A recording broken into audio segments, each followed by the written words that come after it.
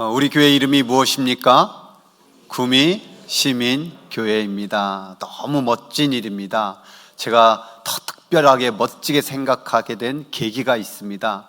어느 날 다른 곳에서 이사 온 한 세 가족이 등록했거든요. 그래서 여쭤봤습니다. 어떻게 우리 교회 오게 됐습니까? 그랬더니 자기가 구미시로 이사 와가지고 어느 교회 다닐까 보다 보니까 톨게이트 앞에 멋진 교회가 딱 보이더라는 거예요. 건물도 예쁘고. 그래서 생각했대요. 구미 시민이 됐으니까 구미 시민교회를 다녀야 하는 보다. 너무 그래서 야, 우리 원로 목사님 진짜 이름 잘 지었다. 구미 시민이 됐으니 구미 시민교회 다녀야겠다, 이런 생각을 하게 만들어서 성도들을 저절로 인도하시는구나. 우리 구미 시민이 천국 시민 되기를 간절히 소망합니다. 이름은 사상이나 이미지를 함축해서 담고 있기 때문에 개인이나 단체가 매우 신중하게 이름을 짓고 있습니다. 시대에 따라서 선호하는 이름이 달라지더라고요. 단체도 그렇고 교회도 마찬가지입니다. 성경에 보면은 먼저 지역 명칭을 단순하게 붙이잖아요. 에베소 교회, 고린도 교회, 로마 교회, 이런 것처럼. 또 그래서 그동안 교회들이 거의 지역 명칭을 담았어요. 뭐 김천교회니 구미교회니 뭐 이렇게 어디 동 이름도 붙이죠. 상모교회니 뭐 어느 쪽에 있는 그런 교회니. 거기에다가 한국 사람들은 또 제일 좋아하는 두 글자가 있죠. 중앙, 제일, 뭐 이런 걸 더 붙이기도 했습니다. 그 위에 가만히 보면은 핵심 사상을 나타나는 이름들이 또 많이 등장했어요. 믿음교회, 소망교회, 사랑교회, 평강교회, 충성교회, 뭐 이런 거죠. 또 이런 걸 조금 더 부드럽게 표현하는 형용사적으로 교회를 지었어요. 사랑의 교회, 기쁨의 교회, 아름다운 교회, 행복한 교회, 뭐 이런 식으로 지었죠. 제가 아는 지인이 교회를 개척한다고 해서 교회 이름이 뭐야? 그랬더니 그 교회 그러더라고요. 아니, 그 무슨 뜻이냐고 그랬더니 성경이 말하는 그 교회, 예수님이 세우시는 그 교회, 그 교회라는 거예요. 그래서 독특하네 해서 검색해 봤더니 의외로 꽤 많이 이렇게 그 교회라고 이름이 등장하더라고요. 근데 우리나라 사람들은 또 그거 가지고는 또 성이 안 차는 것 같아. 예를 들어 참기름 하면은 조금 미심 찍어서 순, 뭐 진짜 뭐 이런 거 막 넣잖아요. 그러니까 조금 있으니까 바로 그 교회, 진짜 그 교회, 뭐 이런 이름도 등장하는 걸 보았습니다. 어쨌든 우리가 분명한 개념을 가지는 것, 이거 참 중요하거든요. 왜냐하면 개념을 정해야 한다는 것은 의미를 분명하게 한정하여 명료화시키기 때문에 그래요. 물론 이것이 제한하는 그런 특성도 있지만은 그래도 무엇을 해야 되는지, 어디로 가야 되는지 분명하게 알려주기 때문에 그 개념 정의는 참 중요해요. 그런 의미에서 우리는 성경이 말하는 교회가 무엇인지, 예수님이 세우신 교회가 어떤 것인지 분명한 개념을 알고 있어야 합니다. 여러분, 교회가 무엇입니까? 교회하면 어떤 이미지, 어떤 생각이 떠오르십니까? 대부분의 사람들이 이 고딕 형식의 뾰족한 첨탑에 십자가가 달려있는 특별히 빨간 벽돌 건물, 이런 걸 생각하기도 쉽고요. 또 우리 교회처럼 현대적 의미의 그런 예배당을 생각할 수도 있고요. 또 본당, 이 강단이 있고 이렇게 장의자가 있는 그런 것을 생각할 수도 있습니다. 이런 건물을 떠올리는 거 하면은요, 또 어떤 분들은 조금 더 신앙적 생각으로 예배드리는 곳이 교회지, 기도하는 집이 교회지, 또 하나님의 자녀가 모여있는 집이 교회지, 이렇게 어떤 장소를 생각하는 분이 있습니다. 그런가 하면은 그 사명적 특징을 생각해서 교회는 선교하는 기관이야, 교회는 하나님의 말씀을 가르치는 교육기관이야, 교회는 봉사하는 기관이야, 교회는 성도들이 모여서 교제하는 기관이야, 뭐 이런 기관으로 생각해요. 그러나 분명한 것은 주님이 말씀하시는 교회는요, 어떤 건물도 아니고 어떤 장소도 아니고 어떤 기관도 아닙니다. 그래서 우리가 교회라는 원어를 한번 살펴보기를 원하는데, 오늘 본문에 말씀하신 주님의 교회가 에클레시아, 한 번쯤 다 들어보셨잖아요. 에크가 밖으로부터고 칼레오는 부르다라는 헬라어의 뜻이에요. 그러니까 밖으로 불려나온 사람들이라는 의미가 교회예요. 그러니까 사람이라는 거죠. 저 어디서 밖으로 불려 나왔겠습니까? 멸망의 구렁텅이 속에서, 사망의 그 음침한 골짜기에서 불러내서 하나님의 백성, 하나님의 자녀가 된 자들이 교회다라는 거예요. 또 그들이 모인 모임이 교회다라는 겁니다. 그래서 성경에서 오늘 우리가 본문 읽었는데 이 교회에게 주신 똑같은 권능을 표현한 말씀이 18장에도, 마태복음 18장에도 나오는데요, 그 말씀을 함께 읽어보겠습니다. 진실로 너희에게 이르노니 무엇이든지 너희가 땅에서 매면 하늘에서도 매일 것이요 무엇이든지 땅에서 풀면 하늘에서도 풀리리라. 진실로 다시 너희에게 이르노니 너희 중에 두 사람이 땅에서 합심하여 무엇이든지 구하면 하늘에 계신 내 아버지께서 그들을 위하여 이루게 하시리라. 두세 사람이 내 이름으로 모인 곳에서는 나도 그들 중에 있느니라. 아멘.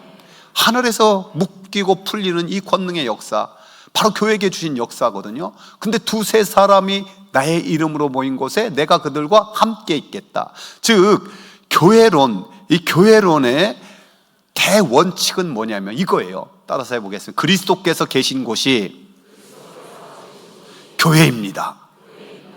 여러분, 그러니까 바로 그리스도께서 내 심령에 거하면 내가 교회인 거고, 그리스도의 이름으로 모인 두세 사람이 있는 곳, 주님이 함께 하시겠다니까 그 모임이 교회가 되는 거예요. 그러니까 아무리 설교를 통해서 하나님 말씀 전한다고 해도 예수님이 빠지면 교회가 아닌 거예요. 제가 극동방송을 들었다가 이렇게 들은 이야기 같은데요, 한 사람이 좋은 교회 말씀이 좋다고 해서 찾아가 봤대요. 그랬더니 정말 마음에 딱 와닿더래요. 쏙쏙 들어오고 참 너무 유익하더라는 거예요. 그래서 한 1년쯤 다녔는데 뭔가 모르게 힘이 빠지고 이상하더라는 거예요. 그래서 가만히 그동안의 메시지를 생각해 봤더니 마음을 다스리는 법, 세상의 처세술, 가정의 행복론, 긍정적인 가치관, 이런 것들은 전해졌는데 예수님이 막상 없더래요. 예수님이란 소리도 잘 안 들리더라는 거예요. 여러분, 예수님이 없으면 교회가 아닌 거예요. 교회는 두세 사람이 모여도 또 그 심령에 예수님이 좌정한 사람. 그래서 우리가 보이는 이 건물은 우리 나라 초대교회는 항상 예배당이라고 이름 썼어요. 예배당. 교회가 아니라, 교회는 우리가 교회고 여기는 예배당. 그래서 어떤 교회는요, 그걸 선명하게 좀 드러나기 위해서 밖에 그렇게 간판을 붙였더라고요. 예를 들어 구미시민교회면은 구미시민교회가 모이는 예배당, 이렇게 했다고요.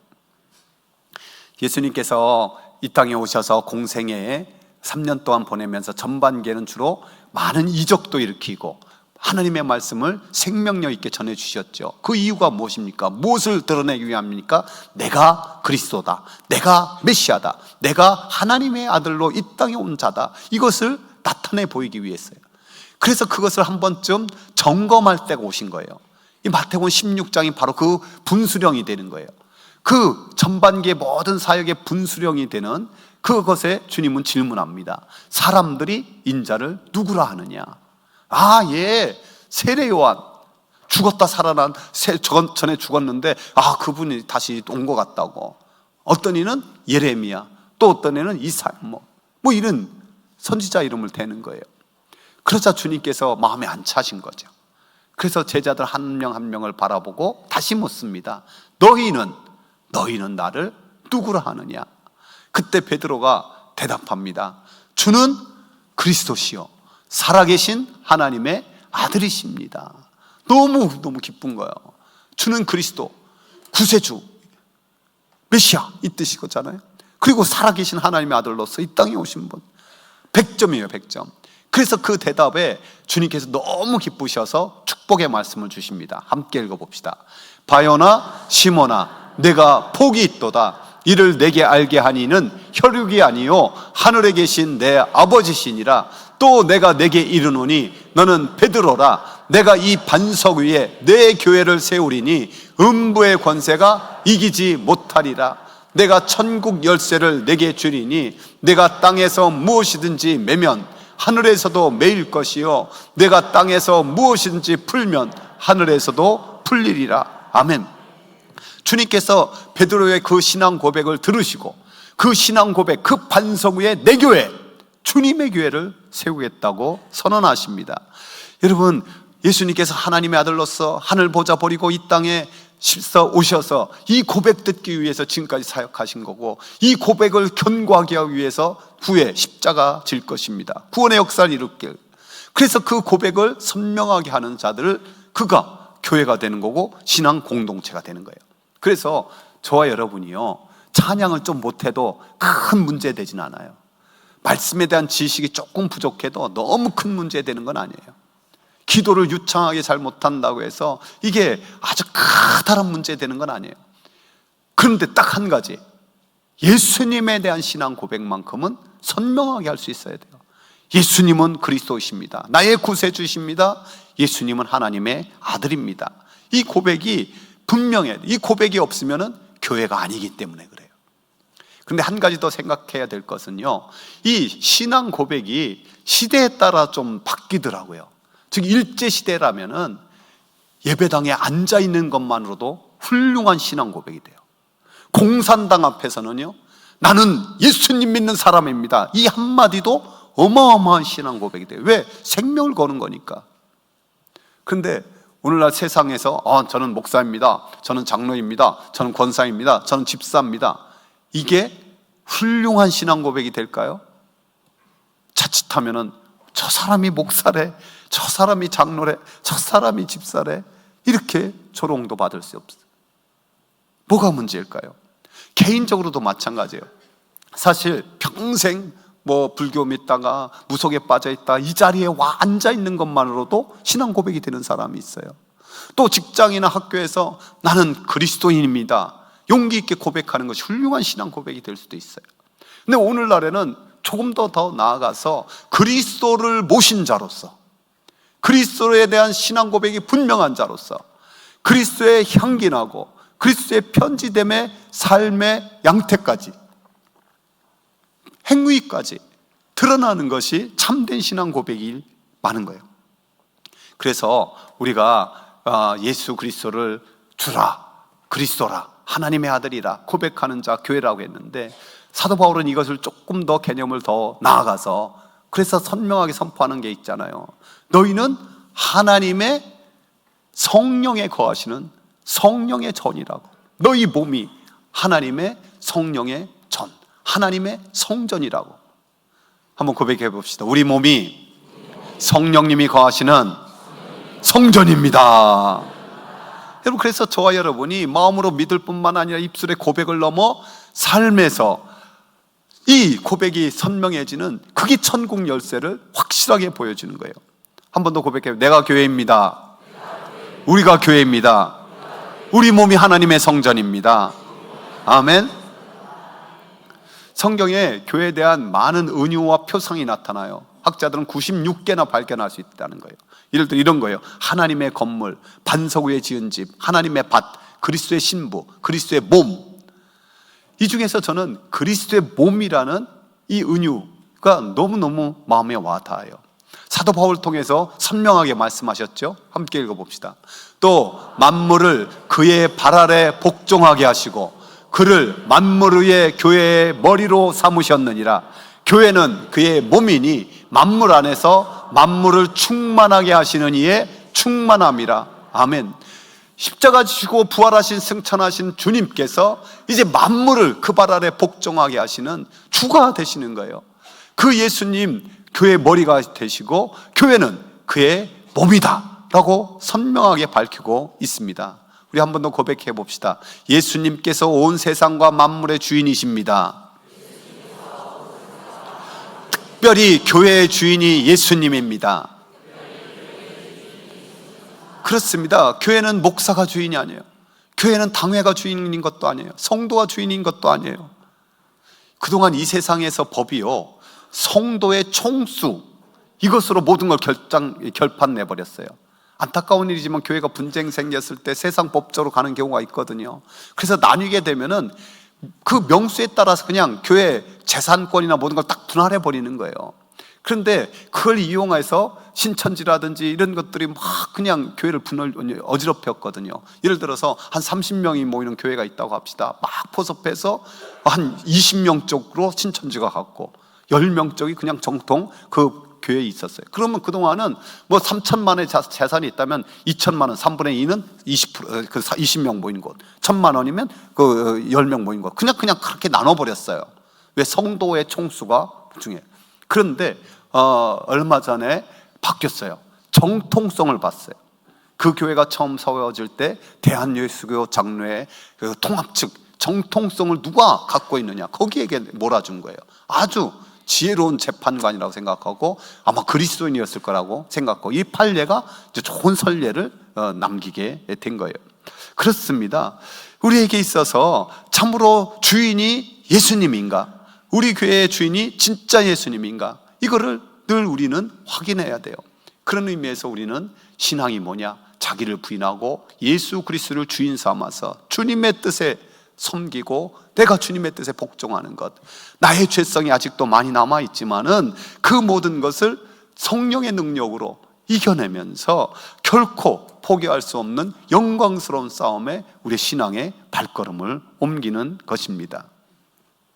어떤 교회에 한 사람이 아침에 술 잔뜩 취해가지고 왔어요. 그리고 막 문을 열고 막 두드리고 막 그렇게 하는 거예요. 그 소리를 듣고 사찰 집사님이 나가서 이렇게 딱 바라보니까 술 잔뜩 취한 사람이 그렇게 하고 있는 거예요. 그러니까 이 양반아, 이 아침부터 누굴 만나려고 여기 왔어? 그랬더니 그 사람이 혀꼬부라진 소리로 나 말이요, 하나님 좀 만나고 싶어 왔어, 그런 거예요. 그러면서 막 흔들고 막 그러니까 사찰 집사님이 얼떨결에 이렇게 말했대요. 그런 분 여기 없어. 여러분, 우리가 조용히 깊이 들어봐야 돼요. 내 심령에 참으로 그리스도께서 왕으로 주인으로 계시는가, 나의 하나님으로 계시는가, 우리 교회 머리도 선명하게 하나님, 우리 주님이신가. 다시 한번 고백해 봅시다. 우리 교회는 주님의 교회입니다. 우리 교회 머리가 주님이십니다. 여러분, 이 머리가 주님이시고 우리는 그의 몸이라는 고백은 철저하게 몸은 어디에 지시를 받아야 돼요? 머리의 지시를 받고 머리의 뜻대로 움직여야 되잖아요. 그러면 머리이신 주님의 가장 큰 관심이 뭘까? 이게 우리의 최종 관심, 최고의 관심이 돼야 돼요. 그분의 관심은 천국이에요. 이것을 다른 말로 말하면 하나님 나라예요. 천국의 열쇠를 주시고자 하는 거예요. 하나님의 나라를 만들기 원하시는 거예요. 그렇지만은 우리가 안타깝게도 이 땅에서 완벽한 하나님의 나라는 우리가 볼 수가 없어요. 왜? 여전히 우리는 죄성이 있거든요. 용서받은 죄인으로 이곳에 모여 있거든요. 그렇기 때문에 부족한 부분이 있지만 그럼에도 불구하고 예배와 선교와 교육과 봉사와 교제를 통해서 하나님의 나라를 맛보고 또 하나님의 나라를 오게 하는 그런 비전 공동체로 세워 있는 줄 믿습니다. 그래서 우리가 이 주님의 관심에, 주님의 비전에 헌신하지 않으면 역시 참된 교회라고 할 수 없습니다. 그러면 물어보겠습니다. 여러분, 우리 교회 비전이 무엇입니까? 저기 없죠? 여기 나타나네. 세상을 변화시키는 위대한 교회. 그렇습니다. 우리 교회는 세상을 변화시키는 위대한 교회. 두 가지가 있죠. 세상의 변화와 위대한 교회. 위대한 교회가 우리 구미에서 제일 큰 교회를 만들자는 게 아니에요. 경북에서 제일 큰 교회가 되자는 게 아니에요. 가장 기본, 주님이 말씀하시는 기본 중에 기본이 잘 담겨 있는 교회가 되자는 게 위대한 교회예요. 세 가지인데요. 위대한 복음. 여러분, 영혼을 구원시킬 수 있는 것은 십자가와 부활의 복음밖에 없어요. 영혼을 구원하기 때문에 위대한 복음이라고 우리는 말하는 거예요. 또한 두 번째, 위대한 명령. 땅끝까지 위대한 복음을 전하라는 사명. 이것은 지상명령으로 위대한 명령이에요. 그것을 행하는 사명이 우리에게 있다는 거예요. 우리 교회에 있다는 거예요. 또 세 번째는 위대한 계명. 위대한 계명. 하나님 사랑과 이웃 사랑에 우리는 위대한 계명이 있고 그것을 잘 실천하는 교회. 그러니까 여러분, 교회가 뭐 숫자가 많이 모이니 작게 모이니 이게 위대성을 나타나는 것이 아니라 정말 위대한 복음과 위대한 명령과 위대한 사명을 잘 간직하고 잘 실천하려고 하느냐, 여기에 위대성이 있는 거예요. 우리가 주님이 주신 복음, 주님이 주신 사명, 주님이 주신 계명을 정말 잘 실천하는 교회가 되자는 게 우리의 비전이에요. 그렇게 되면은 자연스럽게 세상을 변화시키는 교회가 돼요. 여기서 우리가 또한 먼저 그런 거죠. 이 세상을 변화시키는 것에는 나 자신이 먼저 건강한 신앙인으로 변화되는 것, 여기서부터 출발하는 거예요. 그 건강한 신앙인들이 모여있는 가정이 건강한 교회가 되는 거고, 또 건강한 신앙인들이 함께 빚은 공동체를 이루는 교회가 건강한 교회가 되는 줄 믿습니다. 그럴 때 자연스럽게 이 세상을 변화시키는 그런 하나님의 교회로 세워질 수 있는 거고, 주님께서 그토록 주시고자 하는 천국 열쇠, 하나님의 나라가 교회를 통해서 이루어짐을 믿습니다. 올해는 이 핵심 가치와 비전을 담아서 사명 선언문이라는 것을 만들었어요. 함께 읽어봅시다. 우리는 건강한 신앙인으로 건강한 가정을 이루고 건강한 교회를 만들어 세상의 빛과 소금으로 산다. 아멘. 이제 달달달달 외울 수 있기를 바랍니다. 오늘 설교를 다시 한번 정리하겠습니다. 여러분, 교회는요, 어떤 건물이나 제도나 조직이 아닙니다. 예수님에 대한 올바른 신앙 고백을 드리는 사람, 또 그 사람들의 모임입니다. 다시 한번 질문하겠습니다. 예수님이 당신의 구세주이십니까? 예수님이 당신의 머리이신 주인이십니까? 하나님의 나라에 헌신하겠습니까? 예, 이 고백을 드리는 자, 그 교회가 된 거예요. 이 고백을 드리는 자, 참으로 하나님의 성전으로, 또 이 고백을 드리는 자들이 모인 곳이 주님의 영광스러운 몸된 교회입니다. 저는 이 주님의 몸된 교회를 생각할 때마다 이 생각나는 일화가 하나 있습니다. 독일의 마르크스 키르케라는 지방, 작은 지방에 이 예배당 옆에 예수님 동상이 있었어요. 근데 이 독일이 전쟁이 많았잖아요. 전쟁 중에 폭격을 당해서 그만 예수님의 손이 잘려버렸어요. 전쟁통에 어떻게 할 수 없다가 전쟁이 다 끝난 후 성도들이 모여서 회의를 했어요. 저 동상을 어떻게 할 건가? 이제 어떤 사람이 그 동상이 자칫하면 우상이 될 수 있으니까 그냥 이 기회에 없애버리자고 했고, 어떤 사람은 그래도 우리에게 좋은 상징인데 다시 잘 수리해서 합시다, 아니 새롭게 만듭시다 하고. 근데 많은 토론 끝에 한 사람이 이런 제안을 했어요. 그대로 둡시다. 그래서 전쟁의 그 상처를 가지고 우리가 기도할 수 있도록 하면서 그 밑에 한 구절을 딱 써붙입시다. 그 밑에 써붙이자는 글은 이런 거였어요. 예수님의 팔이 없습니다. 우리가 예수님의 팔이 되겠습니다. 그래서 그게 채택이 됐다는 거예요. 사랑하는 성도 여러분, 저와 여러분이 함께하는 우리 구미 시민교회가 참으로 주님의 머리가 되심을 온전히 믿고 인정하면서 이 세상에서 예수님의 팔이 되는 하나님 나라 비전 공동체가 되기를 주님의 이름으로 축원합니다. 우리 함께 기도합시다. 우리 주신 말씀처럼, 주님, 내가 교회입니다. 우리가 교회입니다. 내가 하나님의 성전입니다. 하나님, 우리 몸된 교회가 참으로 비전 공동체로 주님의 기쁨이 되고 천국 열쇠, 하나님의 나라가 오게 하는 거룩한 통로 되게 해달라고 우리 함께 기도하며 나갑시다.